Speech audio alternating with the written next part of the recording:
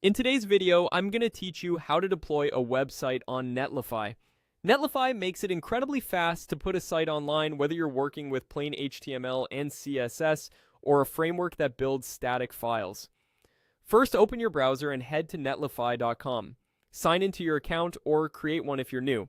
Once you're on the site's dashboard, look toward the top right for the Add New dropdown, sometimes labeled Add New Site, and click it. You'll see three paths. Import an existing project is ideal if your code lives on GitHub, GitLab, or Bitbucket.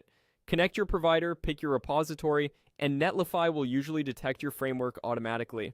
Confirm the build command and the publish directory if prompted, for example, a command like npm run build in a folder such as dist or build. The best part is continuous deployment. Every push to your main branch will trigger a new build and deploy for you. Start from a template is perfect when you want a quick starter. Choose a template you like, and Netlify will create a copy in your Git provider and wire it up just like an imported project, so updates flow from your commits. If you just want a quick no-git upload, choose Deploy manually. This is great for a simple static site or the output of a build you've already run locally. Make sure you have a single folder that contains your site's final files with an index.html at the root and any assets like CSS, JavaScript, and images inside. If you're using a framework, run its production build first so the folder contains the compiled files.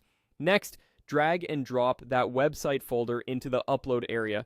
You can also drop a zipped archive of the folder if that's easier. Netlify will upload, process, and deploy the site, then give you a unique URL you can click immediately. Prefer to pick files the traditional way?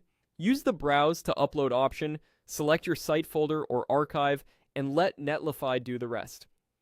The end result is the same. Your site goes live within moments. After deployment, open the site link to verify everything looks right. You can rename the site, add a custom domain, and set HTTPS from the site settings later. And if you decide to move from manual uploads to Git-based deploys, you can link the site to a repository at any time.